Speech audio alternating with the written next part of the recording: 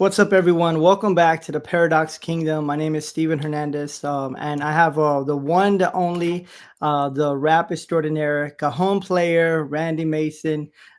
Just want to say welcome, man. It's honor and a privilege to have you on. What's going on, man? It's dope to be here. I'm excited, and I appreciate the opportunity. Word up, thank you. Yeah, absolutely. So I've been following you for a little bit. We know friends within the same circles. We haven't actually met, as you were saying, kind of live in the flesh as much as we can, because you're up in New York, right? That's correct. Yeah, we're in the Bronx, New York City. Yes, sir. Yeah. Yeah. Yeah. And I'm out in Texas, but Mhm. you know, Saul Paul, I think you know Dr. Travis and a few others that we just kind of work within similar groups, right? Hip Right. hop, education, working with teenagers and things like that. Yeah. So it's definitely something that I've been wanting to do. I know we're gonna record something together soon, hopefully. But yeah, so I'm just excited to have you here Yes, for sir. sure. Yeah, it's dope to be here. It's an honor and privilege for me as well. I know I was just trying to recall how we got connected, but I think you're right. It might have been through Saul Paul initially. Yeah. Um, Yeah. I think y'all did a show together, right? So let's jump in there, and then we'll kind of go back a little bit for those who don't know. But tell me what was the show was at Harvard, which is dope, right? Talk a little bit about that event. What was the event that you did, and then we'll talk about how we kind of got connected and things like that. Yeah, so that event that takes place at Harvard is the annual hip hop can't stop won't stop conference that um, students and faculty put on there, have been putting on there for a few years.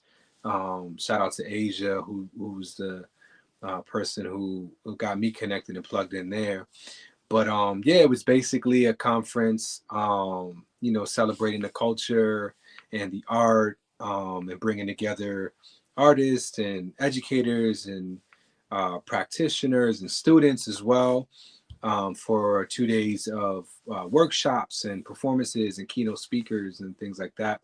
And so it was really cool. Actually, I think it was the first year that I went out there. I was able to bring uh, a buddy of mine, my friend Mark Bell, who's a drummer, was also able to bring a student, which was excellent, for us. Shout out to Kenny, one of our students from the Rhyme program. So, we lead a hip hop music and mentoring program here, called Rhyme. Rhymes help young minds excel. And I remember when I heard about the opportunity to go rap at Harvard, um, I was in a program with some students, and so I asked, I was like, "Yo, anybody want to go to Harvard? Like, what's up?" And this particular group was like teenagers and young adults, and one of the young men was like, "Yeah, I'm down." You know what I'm saying? So we got obviously the permission and everything that we needed, and he took the road trip out there with us, which was really cool. And we got to spend 2 days on the campus and doing a conference and all that. So it was really special for me to be able to bring a student along for that experience. And yeah, that's where I met Saul Paul and a lot of other brilliant uh, people. You know what I mean? Hmm. So yeah, it was fun. And then I was able to go back um, and rhyme the following uh, few years. So I think maybe 2 or 3 times since that original invite. Yeah. Yeah, no, it's dope. I love that they're doing, you know, at these type of places as well, right? Like these academic places where most of the time, you know, we're not really there, right? They don't have a lot of representation, or then even like hip hop as well. I know things have changed as well. Mm, I actually went to school in Massachusetts, and I took one class at Harvard Divinity, which is again is different. It's not at the main university; it's the Divinity School. mm, But just being there, you know, like just being there, that's so dope. That yeah, representation, and also what an experience, you know, for one of your students that you were working with, right? Like showing I'm doing something that I love, and I'm able to do these other things, right? Like traveling throughout the US was through education. It wasn't through rap for me. So it just seeing the other side of it as well. So I think yeah, that's exactly. cool. That was very special. And then the last time we went, my wife, uh, Marina, and two of our boys, came with me, so that was special as well. So we Yeah. would go as a family and check out the city and do that. Yeah, just like what you described. Like you know, I don't take it lightly. Being able to do different things like that. You know what I'm saying? That are just unique experiences, especially via the gift of emceeing. You know what I'm saying? And like um, that was my ticket. You know what I mean? I otherwise was not finna be on any of those campuses. So Hmm. uh, cool. Yeah. So let's yeah, so let's talk about that. Let's start like when did you start rapping? What was like influences? Did you know that you were going to be able to do it, kind of the way you are, or was it just like a hobby and you just, you know what I mean? Like what was the mindset? Um Yeah, I started rhyming when I was just a kid. I was real young. My oldest brother, Wes, was and still is an MC. So when I was a kid, I must have been probably the first time I heard him rhyme. Might have been like 8 years old, something like that, 7, 8, 9 years old. And I remember just that catching my attention. I thought he was like the coolest person in the world, and he so hearing him rhyme like caught my attention. And I remember like when I learned that he had made up the words that I was hearing him recite. It was like it kind of like I didn't realize you could even do that. As a kid, you don't think about these things. Like you hear songs and you don't think someone wrote those lyrics or yeah. just you hear the song. But like he was saying some rap in the room, and then I found out that he put those words together. And I remember that being like, huh, like that was super interesting.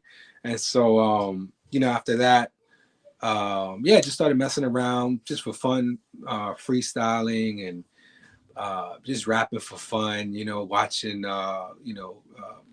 trying to be like whoever I saw on TV or heard in the barbershops or wherever.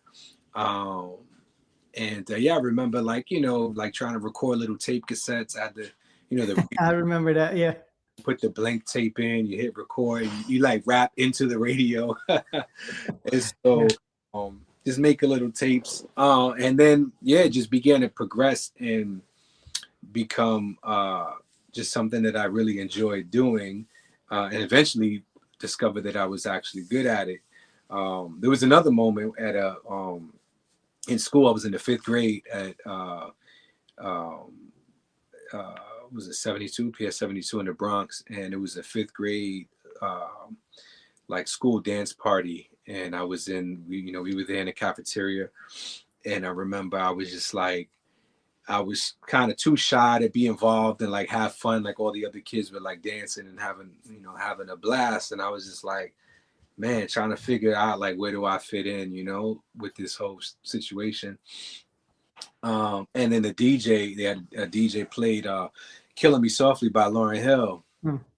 And I remember that just like, blew my mind. Like the music, Lauren's voice, the drums, Wyclef in the back, just that song came on, and I was just like, what is that?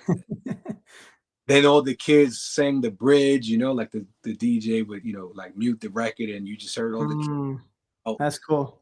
I was like, it's even now it's hard to describe what that was, but whatever that feeling was, I was like, that's it. Like I wanted to, feel that, experience that again. And I think in hindsight now, looking back, I think that, a lot of my musical exploration and adventures have been just trying to recreate that Hmm. moment in a sense, that feeling of whatever that was, musically, that I sonically, emotionally, socially, that happened in that moment. Yeah. A lot of what I do now is just me trying to tap into that, tap into what I felt when I was 10. That's And cool. yeah. That's very interesting, very deep. And there's a lot of things that you're saying that kind of reminds me of my story as well. But so I started off no, actually I started off with art. Art was like my first love. And Mm, so I want to be an artist. Someone gave me some bad advice, was saying like, it's cool you like art, but you're not gonna make money. You're gonna be broke. And I wasn't doing it for that. You know what I mean? Of But course. I stopped drawing slowly after that, and then Mm, I started breakdancing a little bit. Similar to you, I remember like one of the kids. He wasn't cool. He wasn't popular, but he went to the dance, and some of my friends that actually went. Everybody said, "Nah, we're not gonna go. That's cheesy." And then so I didn't go. Come the next day, I found out they all win. I was like, dang. They're like, yeah, this dude, I forget his name. They're like, yeah, he was breakdancing, he was doing head spin, so he became popular. And I was like, oh shoot, like, hold uh, up, like, you know what I mean? Like, we're working up our way in the ranks. And yeah. so I was like, okay, so let me go to the next dance. So I went to the next dance and I saw him. I was like, that's not breakdancing. So I did my thing, whatever. And then slowly, and I think in the seventh grade. There's a longer story, I'll just say, but in the seventh grade, that's when I really got into rapping.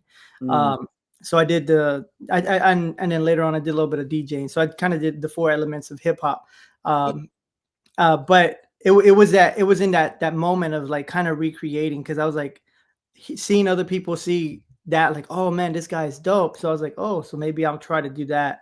mm, And then also trying to find my own lane, right? Like find what is the thing that I do that kind of pushes me versus other people because we're all, at least in our school, we're all trying to be the most popular, be the coolest, be the toughest, be all that. And I was like, oh well, Tupac does that well because all the guys talk about him, all the girls talk about him. So let me see what is he doing and kind mm. of trying to recreate that for myself. Yeah. Um, and so with that, I wanted to know how to. So you talked a little bit about the youth, the mentorship and things that you do. Mm, I want to talk a little bit more about that, and then how did you get into that as well? yeah. Yeah, real quick, just on that, what you were saying Yeah, about yeah, yeah. that, you know, Pac and different artists or different people. I think I've heard someone describe the stages of like artistry uh, to something like, it starts with imitation, like Mm, you imitate, then you emulate, and then you innovate, right? So mm, it's like, oh, that's cool, or that's interesting, and so you do what they're doing, and then you kind of spin it a little bit where you're doing like similar to what they're doing with your own spin, and then eventually you kind of innovate, and that's when you that's dope. your version of the thing. Um, so that's cool. Yeah, how we got into like art education is And yeah, then how long have you been doing that? yeah. So it's probably been we're in 2025 now. I would say probably about 10 years, Oh, nice. 2015, with a few like one-offs, maybe a little like 2014, we had a few little one-offs or whatever. But yeah, I wasn't, I didn't do great in school, man. I was like a daydreamer. I was like, I was not focused, not paying attention.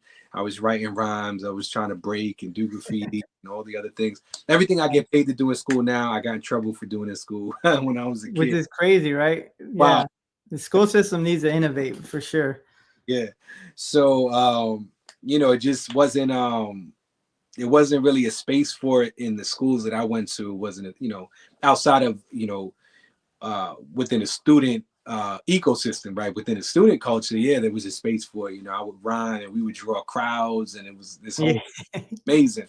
But it wasn't really um, a space that I guess that the school,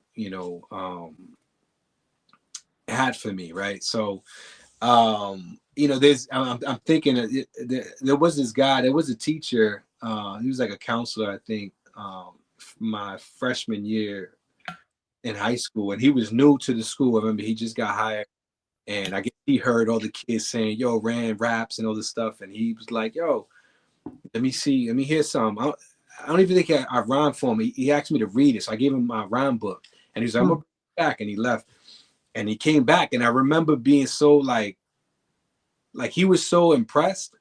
Hmm. Um, he was just like, "Man, this is really good. Like, we should talk about this or whatever." It was a short interaction, but I Yeah. remember how that impacted me seeing, and he wasn't overly animated, but I could just see in his expression and his tone of voice that he actually thought what he read was really good and really special. And I guess, I was used to receiving that from my peers and from kids, but like to hear that from someone who I viewed as an elder or whatever, was different for me. And I remember that was like a little hint of like, yo, this might be a little more than Mm, what you think it is. So, that's uh, cool. you know, Which I think, think that that's not to cut you off, but I think that that's something impactful that you're actually doing for other students, right? Like, I remember I had a lot of teachers. Obviously, we had a lot of teachers, but there's one in particular in ninth grade that I remember because she actually wanted me to do pre-AP classes. I was a terrible student. I graduated, I think it was like 2.2. Like I graduated because I copied other people. mm-hmm, Um, but I remember her in particular. She was an English teacher. She said, "I want to put you in pre-AP classes." And I was like, I didn't even know what that meant. I was like, What is that?" And she's like, "Well, because I think that you're smarter than what you're actually putting, mm, and it's basically harder classes." And I was like, "That means more homework." I was like, "No, I don't want nothing to do with that." Because I didn't understand, right? Like I was same thing. I was rapping, I was writing, I was trying to do all this stuff, and I was like, I don't want to be at school longer. She's like, I'll stay after school and I'll help you with it if it gets hard. And I was like, nah, I don't want nothing to do with that. But it really mattered. It even though I shrugged it off, like that still kept with me, right? Like that's I don't even know how many years ago. yeah, Uh, and you're doing that to so many students, right? Like all the stuff that we're doing, you're impacting students that they're gonna be they're gonna be grown, they're gonna have families. They're like, man, I remember what he said to me. I mm, remember that he believed in me. I remember what he said to me. So you're making that impact mm, for all the students that you're working with, right? Like that one student, they're like, nah, you don't think it's that good, but you're like, no, I think it's good. mm, And I see inside of you something that they don't see inside of them, absolutely. which I think in general cultures are like that. But where I grew up, we would always put each other down, right? Like if you're short, they call you shorty. If you have big ears, and that becomes your nickname. Like we're always putting people down Mm, versus you're bringing them up mm. and you're elevating them to see who they're supposed to be. Like even I love the acronym that you'll have for rhyme. Like that's what is it? Rhymes help young minds excel. Yeah, Yeah, so fire. I was like, dang, I wish I would have came up with that. That's so dope. But yeah. yeah, And it's dope, man. I love it, and exactly what you just said is something that we try to be very intentional about. Is speaking life into the young people, and encouraging them, even beyond like anything performance based or skill yeah, based. Just like, yo, I'm so happy to see you. Like, I'm so glad you came today. And they be looking at me like, really? Like, and like I'm like, yo, you know what I mean? Just showing them that I'm actually, you know, interested in them and care about them and want the best for them and delighted to see them and want to be around them and want to hear what they have to say. Like, yo, tell me about, whatever that anime series or that video game you're playing mm, or that artist that you're listening to, whatever the case may be. I think that it is very important. Like you said, we're here how many years later talking about, somebody who says something to us that had this, lasting impression. So I think it's very important. I started we were at a school the other day in Harlem, and I was at this school last year. Um, and so they had some students who were repeat students who saw me last year, and but they didn't know I was gonna come in. So when I came in, they were like, "Oh, yo, like Mr. Rand," and then he was like, "Yo, why are you here?" And I was like, "Oh no," he said, "Why'd you come back?" And I was like, "For mm, you, like to see you. Like I wanted to, you know what I mean?" And he just looked at me like, he had to think about it for a minute. But yeah, I think that's really is a special privilege that we have to be able to be around young people, man. Young people are very close to the heart of God, and so yeah, to be able to um spend time with them and just play a part in planting seeds and watering seeds, and also is reciprocal, also being refreshed by them and blessed by them, like yeah, you know, that like the way kids make me laugh, or smile, like, or the things they say or things they do, or like their approach on things is just so different. It's refreshing, and it yeah, always reminds me of like, okay, yeah, things are all right, and this is why I yeah, do work. But just to rewind real quick, how we got into this. So uh my wife Marina has been in education for a lot of years, and so when we got married, she was an educator at a charter school in the Bronx, and I was doing hip hop and art, and at the time I was working in healthcare as well. Hmm. And so I worked in healthcare for like 11 years, somewhere around there. And all the while still doing music, still doing art, still doing all these things. And I had a friend, Akil Dasan, who was my bandmate. We were in a group together, and I remember visiting like two or three schools with him. He had these opportunities to do like a workshop, and they were like one off. So I didn't really, it didn't stick, but it was like Yeah. exposure. So like we popped into a school and we helped kids rhyme and talked about poetry and rap and music, and that was that. But it was like just a few one offs. But really, my wife and I was in around 2014, 2015. We were sitting at the kitchen table and we were just talking about education, music, art, hip hop, and young people, and us being parents. That was also a big influence on like our, I guess, thinking on working with children and how we work with children, how we reach children, how we educate children. And we were like, yo, we just decided let's do this thing. And so I remember we were drawing the logo on paper at the table, like, yo, we could do this. We could Nice. do this. At the time, it had a different name. It was Hip Hop and Heart, and we were like, and then that was it. That was from there. I started visiting schools and getting little contracts here and there with different schools and organizations to teach what I call mic skills and life skills. Now, Hmm. did that for a few years, and then we partnered with Thrive Collective, which is a larger arts and mentoring nonprofit that was doing similar work all around the city. And we've been with Thrive since 2018.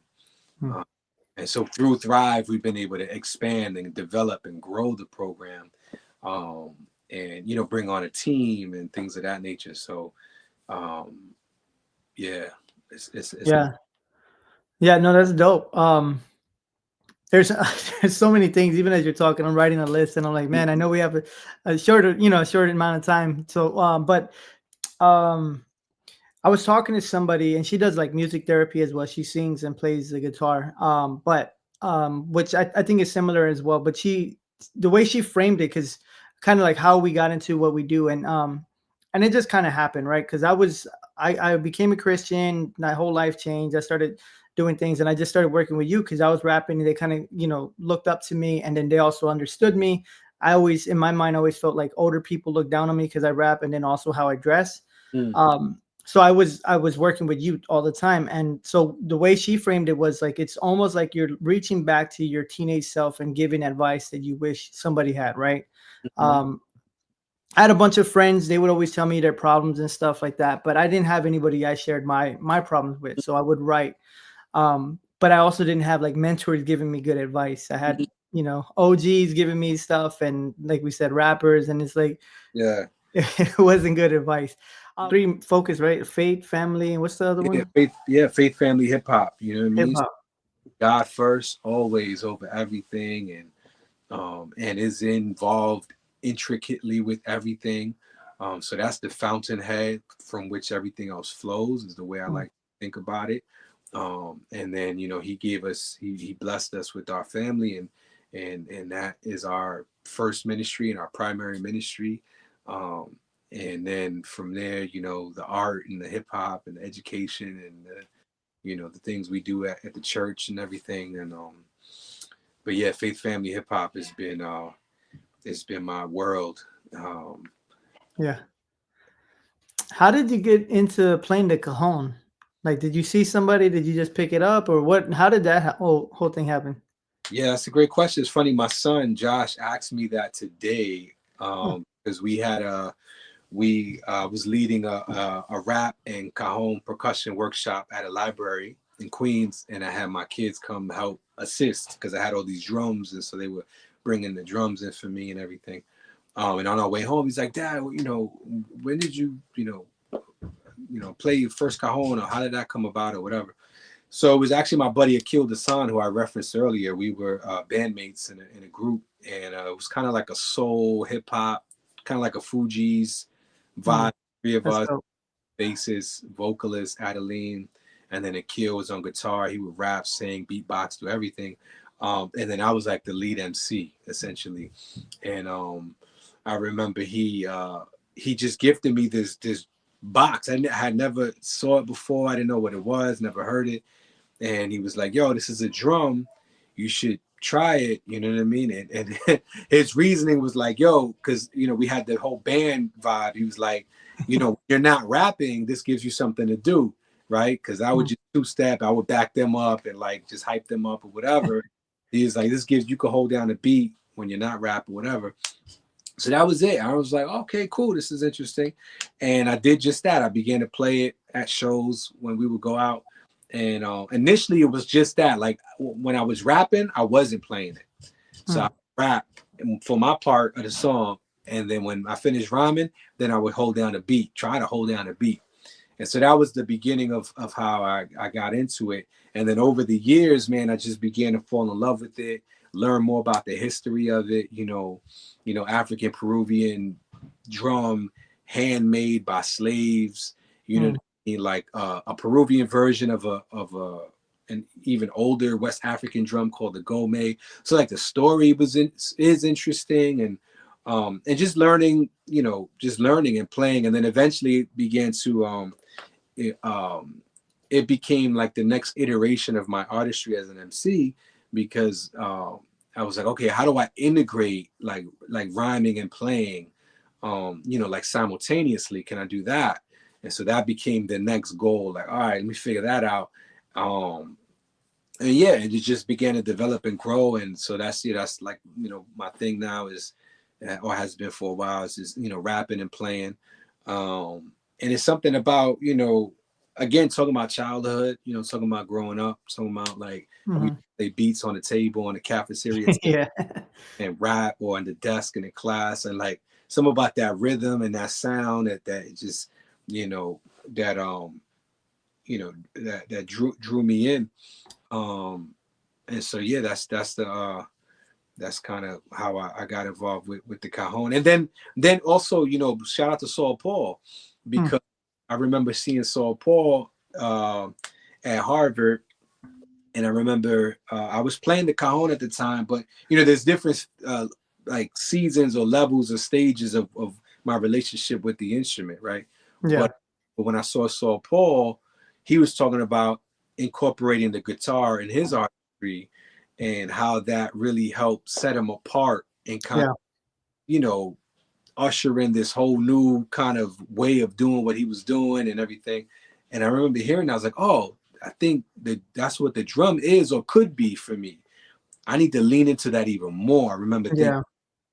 it shouldn't just be like a casual, like, thing. It should be like, yo, that's the thing. So after seeing him, I went harder in time and trying to get better at playing and rapping and bringing it out to shows more often. Like if I was playing a show, like you was gonna see the drum basically. Um, Yeah. so shout out to Saul Paul for also inspiring me. Yeah. Yeah, because I know he has mentioned it because I filmed him several times and just the opportunities that it opens up, right? Mm, Playing a guitar softens people's heart because he's a rapper, right? right, It just he gets into places that he normally probably wouldn't get into right, because he plays the guitar, and he's mentioned that, and I was like, "That's dope." yeah, yeah, Um, yeah, and then even with you, because I know I see you with it a lot more, and it's like, yeah, there's not many artists that can do it. Like I tried it, and it's hard. hmm But yeah, that's dope. Um, I have a few other things we can talk about them briefly as time allows, but what would you give to and for artists, but then also other people in general along the same lines of like some kind of advice of like being yourself, right? Like, as we talked about, right? Imitating, and then we talked about innovating, those type of things, right? Because and I'm sure you have, we listen to East Coast, West Coast, South, like everything. And like finding yourself, I guess I would say, right? Because most artists, they want it to be like Drake, and then they want it to be like Migos, and they want it to be like all these people, but it seems like for you, you have your own particular style, you know who you are. There's all these other artists that kind of influence you, but you're still you, right? hmm And then even with the cajon, that's a whole nother uniqueness in it as well. But what would you give kind of advice, like how to find yourself, and also not not just following people for the sake of following people. You know what I mean? Yeah. Yeah, I think it's a process. I think that it might be a lifelong process of like you kind of you have to recalibrate every so often and say, okay, where am I going? Like, where am I? What am I aiming for? Like, who am I becoming? Who am I now? Like really, like who am I really? When you start to unpack that question. So yeah, it takes work, I think. But I was telling a student the other day who was she was writing some rhymes and she didn't like what she was coming up with, and I told her, I said, it's okay. I said, you got to keep writing because you got to get through all of that before you get to the good part. Like, if you stop yourself here, like you're not gonna get to that thing that's 4, 5, 6, 7, 8, 9 verses later. But you got to kind of get through all of the first iterations of the rhyme or of the thing that you probably don't like. And I think it might be similar in terms of like, you know, uh, learning to become comfortable being, the version of yourself that you are today. Like, you're gonna experiment with different things. You're gonna sound like this person, be like this person. You're gonna see that I like the way my man's rocking his hat. I might rock my hat like that tomorrow. You know what I mean? And that's okay. Like, in the experimentation and in the exploration of all these things, I think the kind of the amalgamation of all those things, if I'm thinking of this correctly, using that word correctly, is what becomes the unique expression of yourself, right? So Mm. it's like a lot of uh, it might sound strange, but I remember when I was in middle school and I had two friends I was tight with, and they were both like hilarious, and they were both like way more outgoing than me and way more like, I don't know, just uh charismatic or charming and funny and confident, whatever. And I think maybe it was sixth grade or seventh grade, and the next year both of them were not going to be in the school anymore. And I remember thinking, yo, I can you know what I mean? I can harness like both of their sense of humor and like both of their, the ways that they would do things. Like I could just do that and I'd be killing it this year. Yeah, I know exactly what you. Yeah. Yeah, that's so crazy. But I think that's part of the process though. You know what I mean? It's like, yo, I like this, I like that, and then you begin to experiment with different things, and then eventually it becomes, almost indistinguishable from the influences, the original influences. It's almost like I might have to tell you, oh, that the reason I rock my hat like this, or the reason came from wherever. But I don't have a solid answer, but I think it's a process, is what I'm In getting the at. process. Yeah. Exploring, expressing, and being prayerful, man. Just being prayerful and asking God, because I'm still working through that. I'm still working through, you know, being comfortable in my own skin. But that's why I say I think that's a lifelong process, and you recalibrate every so often, and you try to figure out, okay, where am I, where am I going, and why, and ask yourself those hard questions, and take time to assess. And then lyrically creative, or creatively, um, again, experimenting with different sounds and approaches, being open to feedback also. Like, I remember there was a season in my life where I was rhyming very much like I would stay in this one particular like range or tone, almost like a Common, who I love Common, right? Yeah. Yeah. And all my rhymes were just super smooth and just like right there.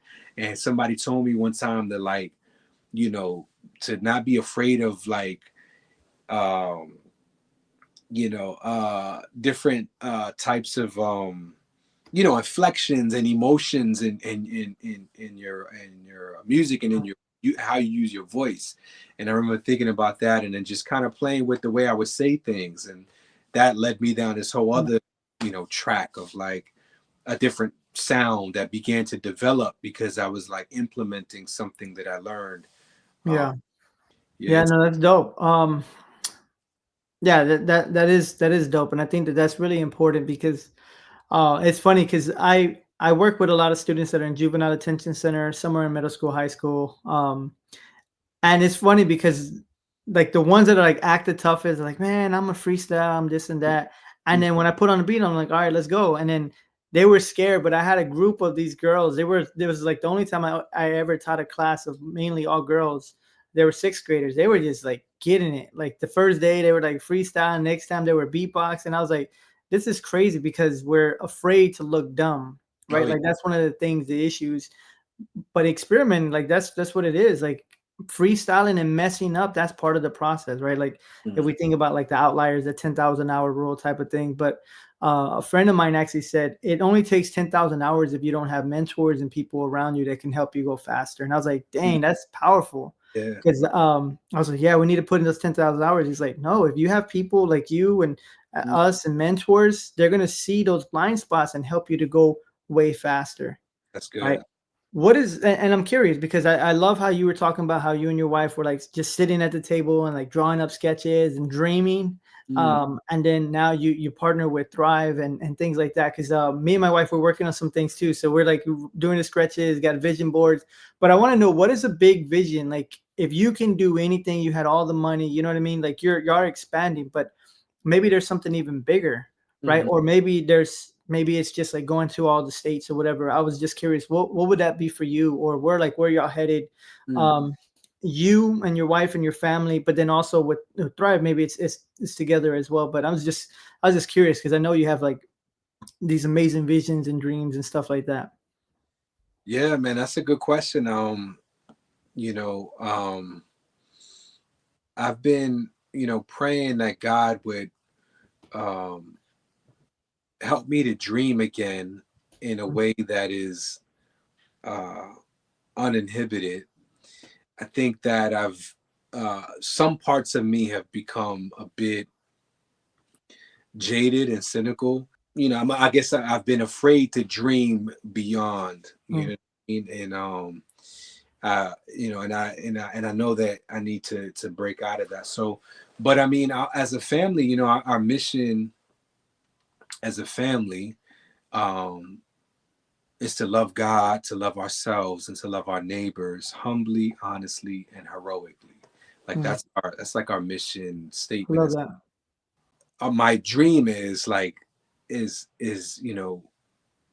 the like the manifestation of that. Like what does that look like in our day-to-day lives? And it's going to be different from season to season, I imagine. But what does that look like? So my dream for our family is really locking in on that mission and living that out. And so we have all kinds of things that we would love to do. We would love to um like uh, pack up a RV and we have 6 kids. We have a gang of kids, and right now my wife is homeschooling, so this is our first Mm, year homeschooling. So we're we're exploring and we're experimenting with all kinds of different things, and it's been beautiful. God has been gracious. Um, and we've been able to travel to a couple different cities and even countries in some cases, and bring some of the kids with us on those trips. So that's been fun. We're like, yo, we enjoy that, and we think that God has given us um, a unique grace to do that as a family, to minister as a family. My wife and I and everything. So yeah, I'm not sure what that looks like, but uh, we're praying, we're trusting God, and we're taking the steps of faith daily, you know what I mean? yeah. So yeah, again, we would love to just travel and do what God has gifted us to do, and serve and love him, ourselves, each other, our neighbors well. I think yeah, we have a lot of big things that we've been thinking about that who knows, man, who knows, and only God knows. uh, but again, I could be sometimes I don't know if it's how much of it is a good thing versus a bad thing, or maybe neither. But Mm, I be very uh become very content, and I know contentment is good, right? Godliness and contentment is great gain, right? But sometimes I wonder if my contentment turns into like complacency or like a Mm. urgency, because for me, I'm like we're straight, like Yeah. thank today, I had coffee with my wife, took the kids to the park, uh led a hip hop rap drum workshop with some teenagers, and I'm on a podcast with my guy, and then you know what I mean, like I'm like, what else could I dream? Yeah. Recording rhymes and writing rhymes, and like, God is amazing. Like so in that sense, sometimes I kind of, I don't know if I limit myself or what, but I don't really think too far beyond that. I'm Mm. today, like this is the day, and that the Lord has made, and I'm straight. So, but I do feel that that dreaming is important, and looking ahead, and vision casting is important. So, I'm open to what Yeah. God's doing and where God's leading us. And then in terms of our in terms of like professionally, with the music, and with the organization. I mean, it's really kind of holistic. Like it's all one. So same idea. You know what I mean? How can I love Yeah. God myself and love my neighbor humbly, honestly, and heroically through the art, through the music, through education? Like, what are the ways that? Sorry, it's kind of loud. My kids up there. Yeah, you're good. Like, what are the ways that we can do that most effectively? I love you know uh making music, and doing this thing that God has gifted us to do. So like I just enjoy doing that, even when it's hard. I say I enjoy doing it, but sometimes it can be very difficult, right? Yeah. Which is should be a given, but that's I guess people don't always factor that in, count the cost, right? Yeah, that's for sure. Yay, it's not, Yeah. They yeah, see the music videos, or they see the performances. They don't see all the work that goes into it, and yeah. yeah, the disappointment, the self-consciousness, the insecurities, the aspirations, the disillusionment, like all kind of stuff, like you said, people look, you know it's a different trajectory. People a lot of times, maybe I should say a lot of times, some people have a view and perspective of art that is not really you know uh, they don't esteem it as a respectable, you Yeah. know a career, or something to commit one's self to, in a way that an artist does. An artist is like, what, like, how could I not do the How thing could I not? my brain to do? But so wrestling through all those things, I'm a father, I'm a husband, like, okay, so yeah, it's not always fun, but I love it tremendously, and I'm grateful to God for it. So doing more uh of that, you know what I mean, of what we're doing, just being able to continue to, for God to sustain that, I think is my dream. Yeah. Yeah, no, absolutely. I wish. Well, maybe we'll set up some time, because I wanted to talk more about like fatherhood and that whole piece, like right, like just growing up and doing that whole thing. The last thing I think for today, I want to see if you spit something that you're working on, or one of your most one of your favorite verses that you like. Just want to hear, let everyone get to hear you spit. Mm, It's obviously there's so many for you to choose from, but yeah, I'm like, dang, what would be something fresh, something fresh? Man, um, let me think. You put me on the spot. Got me. yeah. I wasn't gonna do it, but you talked about it so much, and I'm like, man, we just got to do it, you know? Yeah, no, I love rhyming. Yeah, So I'm just thinking, because I have my go-to verses that I spit all the time, and I'm like, maybe yeah, yeah. I mean, even if they never heard those, that's cool too. yeah, yeah, yeah, absolutely. Um, well, yo, first of all, thank you. And I would love to continue to this conversation. So on fatherhood, and on all the other things that we can connect on. But In terms of verses, man, what's the name of this podcast, the show again? It's called Paradox Kingdom. Yeah. Really, it comes from Matthew 5, where the Beatitudes to the Mm. world. It seems like that's foolish, right? Like love your neighbor, do all these things. You by dying, you live. All those things is saying this is the heart of God is to to show the world the true love of God versus what other people show and say. So that's where it kind of comes from. Is Paradox Kingdom. Paradox Kingdom, Beatitudes, word.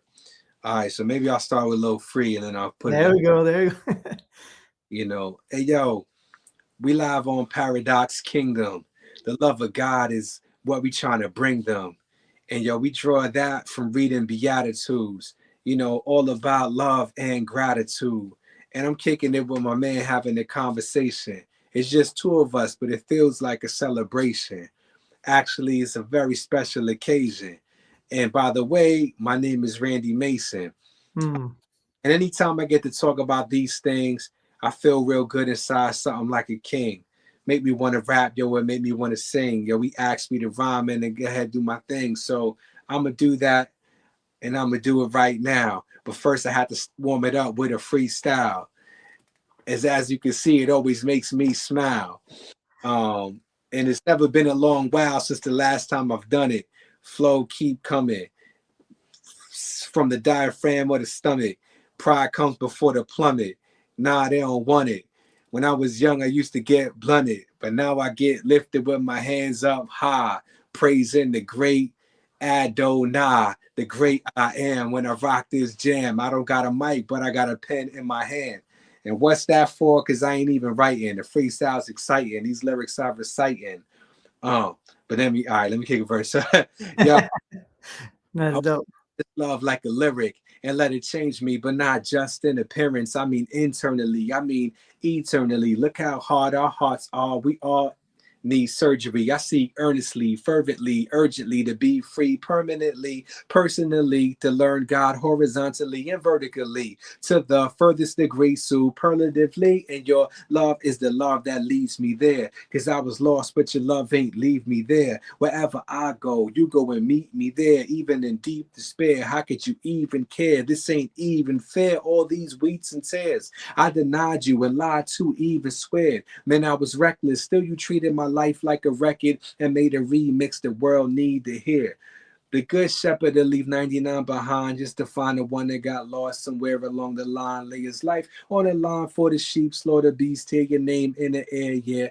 Deep calls the deep, a waterfall of mercy, a tidal wave of grace is all that awaits. Come open the floodgates, and let it wash away the weight that you carry and quit. Waiting and tarrying, his love is unvarying. I find comfort in his rod and his staff. So tell somebody next to you that God isn't mad, and call somebody you know and tell them God is a dad who longs for his son and daughter with all that he has. And you just happen to be the apple of his eye. Even if you happen to be in the pigsty, from the big sky above to where the earth be. That's how great is his mercy. Far as the east from the west, not a single transgression will you have left. Why wait for your last breath to come home when you could come now? I once was lost, but then I was found.